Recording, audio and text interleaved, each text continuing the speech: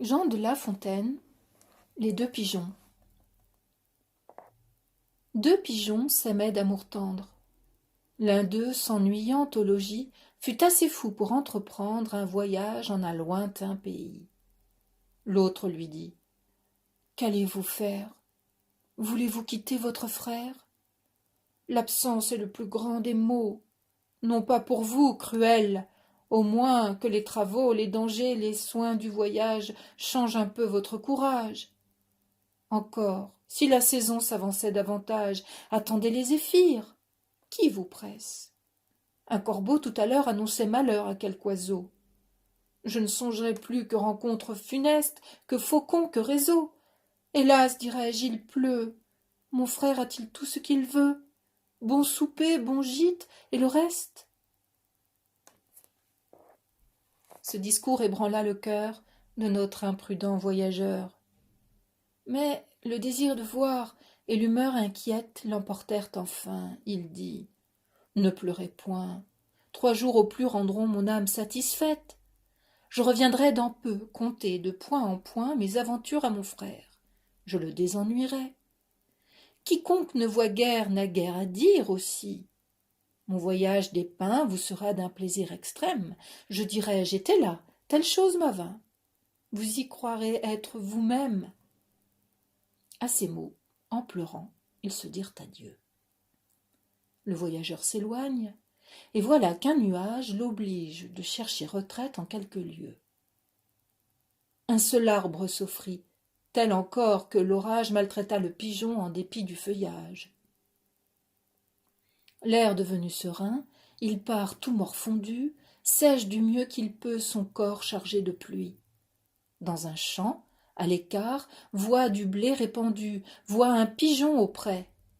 Celui-là lui donne envie, il y vole. Il est pris. Ce blé couvrait d'un lacs les menteurs et traîtres appâts. Le lacs était usé, si bien que, de son aile, de ses pieds, de son bec, l'oiseau le rompt enfin. Quelque plume y périt, et le pis du destin fut qu'un certain vautour, à la serre cruelle, vit notre malheureux qui, traînant la ficelle et les morceaux du lacs qu'il avait attrapés, semblait un forçat échappé. Le vautour s'en allait le lier, quand des nues font à son tour un aigle aux ailes étendues. Le pigeon profita du conflit des voleurs, s'envola, s'abattit auprès d'une masure, crut pour ce coup que ses malheurs finiraient par cette aventure.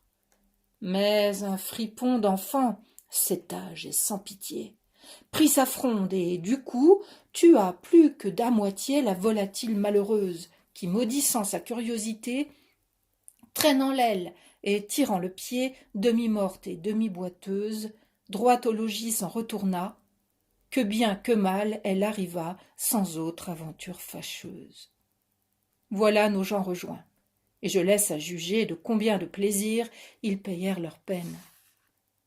Amants, heureux amants, voulez-vous voyager ? Que ce soit aux rives prochaines, soyez-vous l'un à l'autre un monde toujours beau, toujours divers, toujours nouveau. Tenez-vous lieu de tout, comptez pour rien le reste. J'ai quelquefois aimé. Je n'aurais pas alors contre le Louvre et ses trésors, contre le firmament et sa voûte céleste, changé les bois, changé les lieux, honoré par les pas, éclairé par les yeux de l'aimable et jeune bergère, pour qui, sous le fils de Cythère, je servis, engagé par mes premiers serments. Hélas, quand reviendront de semblables moments ? Faut-il que tant d'objets si doux et si charmants me laissent vivre au gré de mon âme inquiète ? Ah, si mon cœur osait encore se renflammer, ne sentirais-je plus le charme qui m'arrête ? Ai-je passé le temps d'aimer ?